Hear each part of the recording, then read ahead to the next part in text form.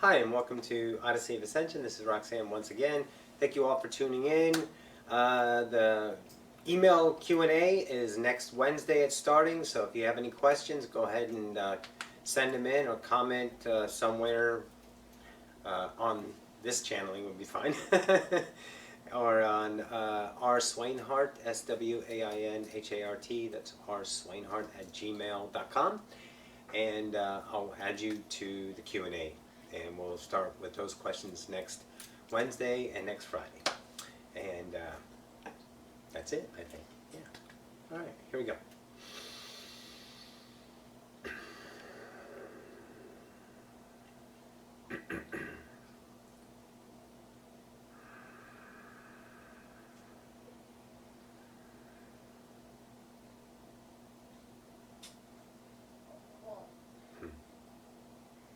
Greetings once again to the collective. This is Ocyphius.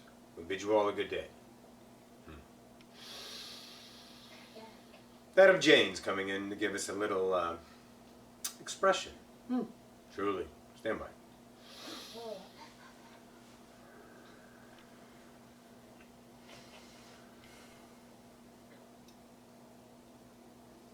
You didn't know, darling? No, No. I had no idea. All right. Just before we started the video camera, Roxy asked Tommy Jean to bring over the glasses. And Jen here said, "You gonna do some reading up there?" And of course Angel knew, and she goes, No, Jane's coming. Hi everybody. Thanks all for coming today. Oh God, don't you love life? Yeah, you can't see it all, can you, though? You can't feel it or taste it. Because your frequencies are dulled. Your senses are dulled. They're dulled because of importance. You know, that fellow Russell Brand said, you experience your reality with your five senses. And that's very true. But you also have many other senses that are more and more coming online. Your telepathic skills that have been present since day one, they're never diminished. It's just a matter of trusting them or not. And don't even really need to exercise them. All you have to do is just start being them in whatever way you can. Trust the information you hear in your mind.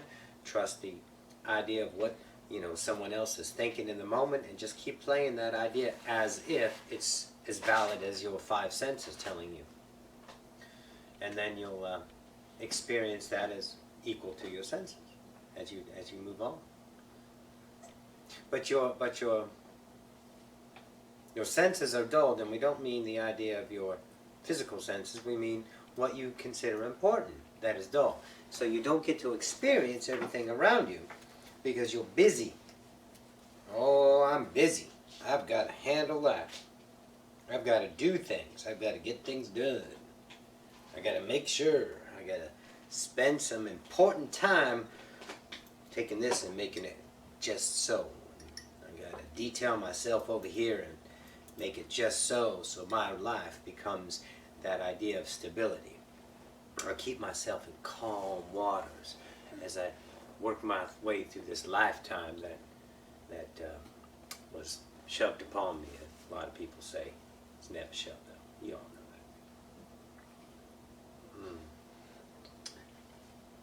So a great cup of coffee, pleasure.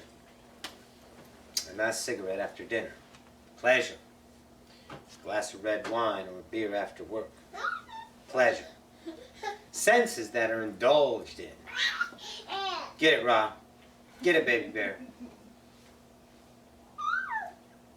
Hi, darling. Hi, baby. So those indulgences, those are, what are they? Those are what? What are they? Allowable? I indulged this weekend. I went and did a little bit more extra shopping. I indulged in the turkey dinner a little bit too much. I indulged in a little bit too much wine and Mary this weekend. And then you have to go where? Because when you indulge, you have to leave indulgence, don't you? So you got to go where? Where do you go? Come on now. Where do you go? back to reality. Right? See, that's what you got to do. You got to go back to your importance. And see, what happens is your senses are dulled by importance. And what I mean about the senses, what's available for you to experience. What's truly going around you vibrationally that is unnoticed. And we're not just talking about the vibration of physicality in sound and sight and smell, but telepathic also. The opportunities of thought that you would never consider because they don't categorize correctly. They don't categorize in the idea of important. And then maybe it's exciting and you would maybe consider it an indulgence of pleasure. I know. And that pleasure would be, let's say, reckless. Oh yeah, I can't be reckless about this. That's too much. And you're always weighing yourself in reality. And you got to pull yourself back. Do you guys feel that? Do you feel when you pull yourself back to where? Where do you go? Non-indulgence. Safe harbor. Let's say steady Eddie. Commonality. Status quo.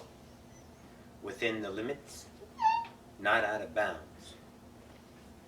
So all these idea of your pleasures that are about you, and it doesn't have to be a pleasure in an idea of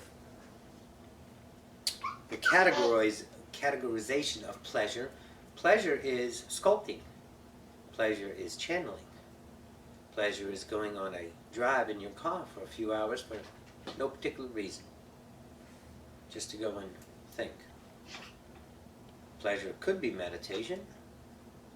If there's no structure. Pleasure could be going for a walk. If there's no structure. And that's the senses that you dull because you can't hear or feel the opportunity for you to be at a blissful moment in action of joy. But the thought comes in telepathically to you, you channel it, and then it doesn't fit a categorization because the time value that you find in that exercise or that ideal reality would not be beneficial for whatever you were comparing it against. Life of time and investment, what's it going to do for me? What's anything going to do for me if I do it? What's it going to do for me? And the only resource you have is your past in comparison on what it's going to do for you. But you have no idea what it's going to do for you until you do it. You sit back there in theory land, trying to figure out what it's going to be without doing it. And those are the things that you dull because you can't focus on them, because your important value of life is on credentials that would give you a certain status with yourself. Of course, the outside appearance in a lot of cases, but the status of yourself, and I'm doing it. I'm making it through life. Good for me. And you give yourself an attaboy and you go back to maintaining, dealing with things. God, you have to deal with things. Really? You have to deal with things? You choose to deal with things. I don't know if you really know or trust or believe this, but all the universe will solve itself. Every single problem, every single answer will be answered, every single solution will be given, and it's all done in the effortless fashion. When you deem it important, then you take that idea of importance and you put it in a definition, and that definition becomes a structure, and it has an appetite that now draws energy from your field of trust to put it into that, and then the thinking mind kicks in, and you two, the you and the thinking mind, start to strategize on how to handle this idea. And all you have to do is leave it alone and the solution presents itself. Can you trust long enough in the nows to leave all problems alone? Jenny's going to get her solution very shortly. Angel got an idea of a solution. Just don't talk to him. That's a big ass solution. Oh, you what? Blah, blah, blah. Me? Bye-bye. Wait, who? Oh, you know who. You don't have to energize it. Brad? Papa. What? Dwayne. Oh, okay, thank you. You're welcome. Right. You got both sides working today? Uh-uh. No, when you play with the dog. But you see that. There's not much more we can tell you. We've told you so much, but you can see your energy. When you feel the angst and the pain of frustration, that's the energy you no longer need to choose. Any amount of it. Then you resource yourself right back to the now and you observe the fears, and the fears tell you all the bullshit of the past. Complete 100% malarkey. That is always a fun word, isn't it? It's a bunch of malarkey. That was a good word. And it's all crap. Because none, thank you, Roxanne, is now. None of it.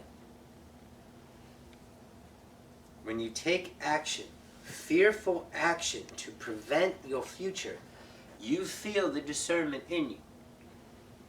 You feel the discernment of that vibration that tells you it's bullshit, but you take action on it, and that's what continues your reality. You think, and then you justify, and you try to figure it out. One of Roxy's friends, Svetlana, a very good friend of Roxy's, has a few sessions with us. We love her to death. She finally sees how she was fighting for her own limitations, how she was going back and forth, and the whole purpose of that was life. That's how she gave herself life. That's how a lot of you give yourself life, because you don't know any other. You don't know any other life. What do we mean? You don't know any other importance. The things that are vibrationally around you, you can't see.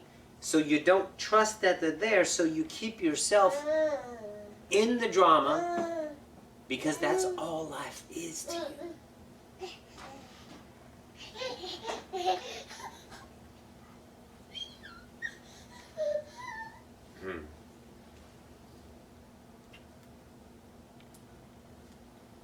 And all you have to do is let go. And people still fight for that letting go. So I can just sit around literally and do nothing? Yes. The opportunity to move. The opportunity to move, to take action, to take the lump of clay and starting to mold into your beautiful sculpture, your expression of life, will be presented. You do not deny your stream of life that feels effortless. Don't deny that. That won't be sit around and do nothing.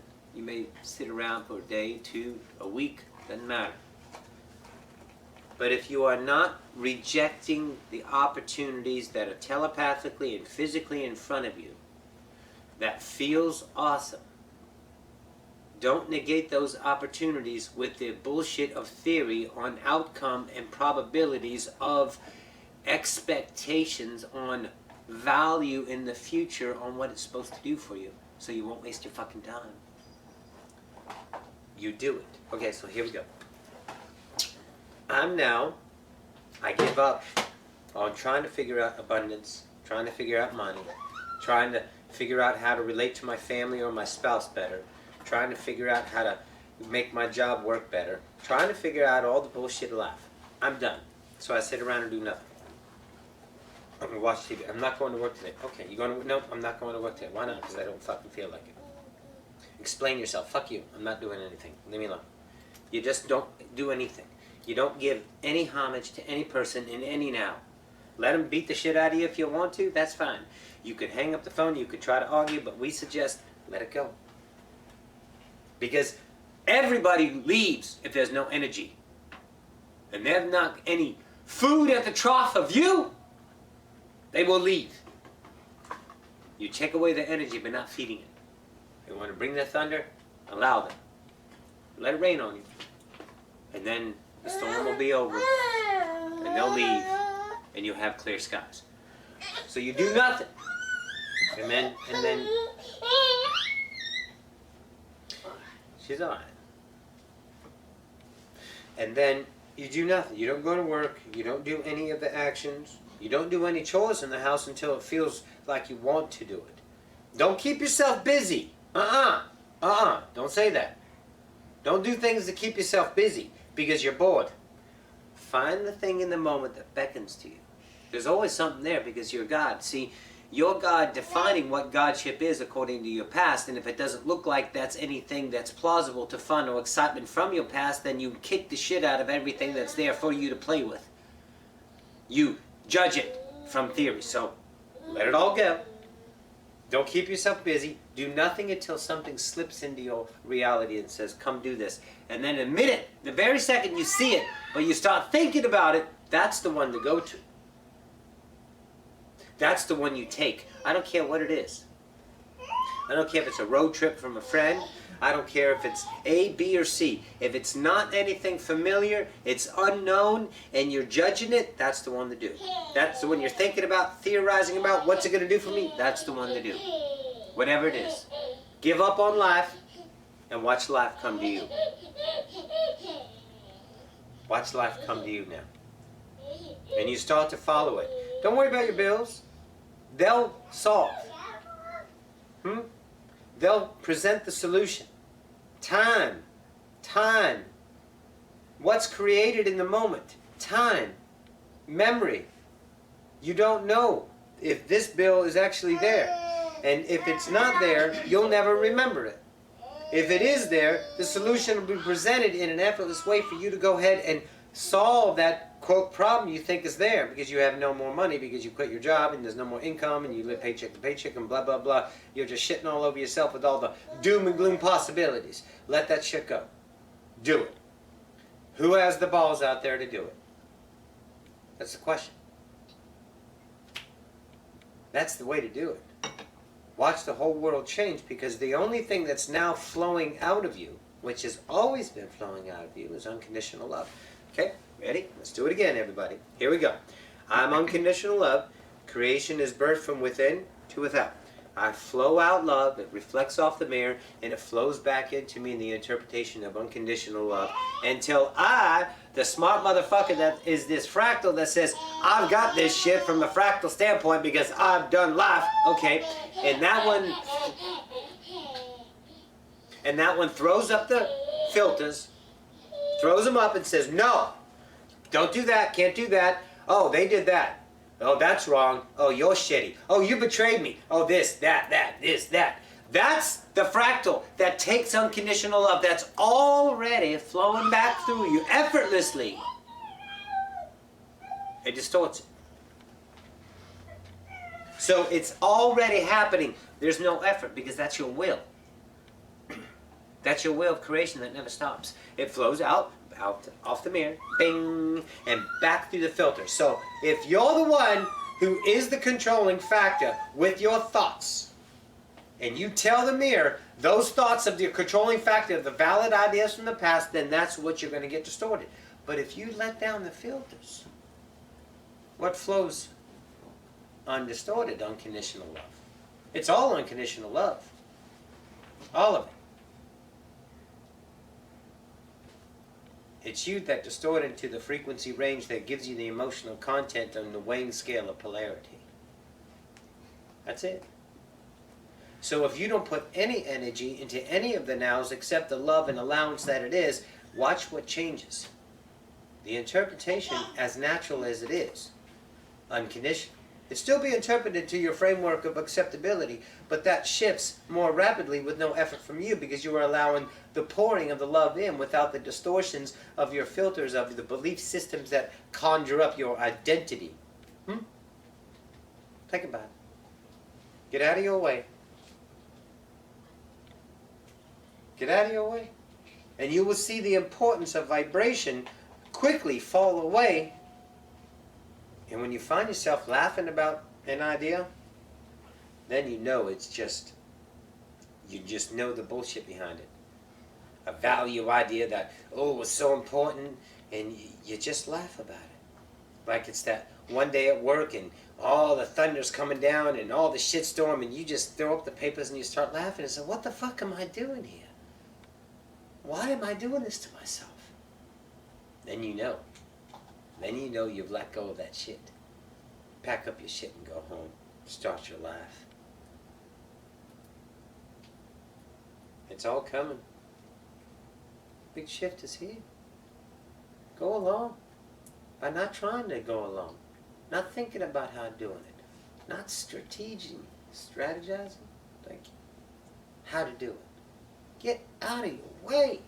Because your emotional content of value factor gets in your way. Mind doctrine number 8. Vulnerability. Key. Subjective universe. Key. Just accept them for what they are. If you're judging them, then get out of their reality. Just don't engage. Who are they to you? Your parents? Okay. Why is that God unequal to the God that's across the street, that's a stranger? Because of definition. Because of value of investment. Because of obligation and responsibilities. Simple as that. You want to live a blissful life, follow this idea. It's up to you. The awareness of it in and of itself is already diminishing the beliefs and systems. The more and more vibrational love there is upon the plane of humanity, the easier it is to, let's say, let go. You can see it in your generations around you. You can see it in your animal and plant life around you shifting and being something that has not been that of the past. So you know the vibration as a collective whole has shifted greatly in the last 3 years.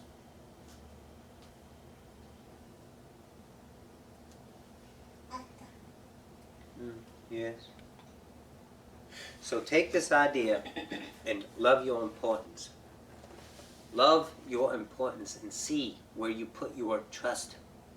And see that importance becoming your reality.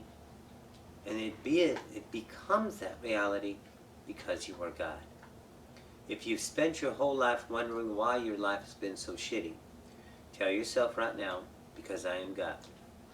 And now if you can focus only on the love for yourself in the moment with not 1 ounce of trying to earn respect, trying to earn acceptance, trying to earn admiration, envy, belonging, trying to get something other than what you are right now, when you can do that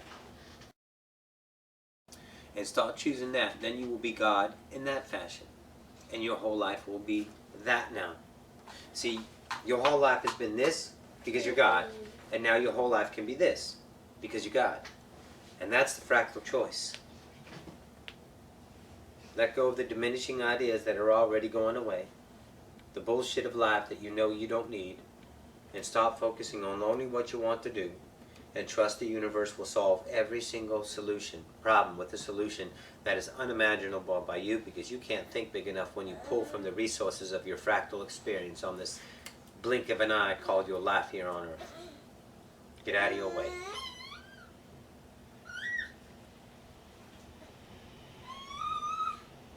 How old is he now? A little over a year? Almost, yeah, a year. Wonderful. Saying hi to Patricia. That's Roxy's teddy bear. Alright, we're going to get on out of here, and you all keep rocking your nails. We'll see you in the next one. Love you all.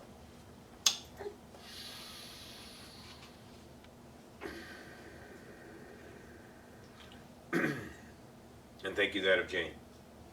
This is Ocyphius. It's been an honor once again to co-create with that of humanity. We bid you a good day. Adoni. Did he just say Adoni? What did he say? As soon as he said it, he said, I'm telling, oh, I gotta go back and listen to that. I think he died. Did you hear that? That was cool. All right, guys. Hey, I love you all. Next Wednesday is the start of the Q&A. Go ahead and send your questions in. Yeah, I think that's it. Rock your world. I love you. Bye.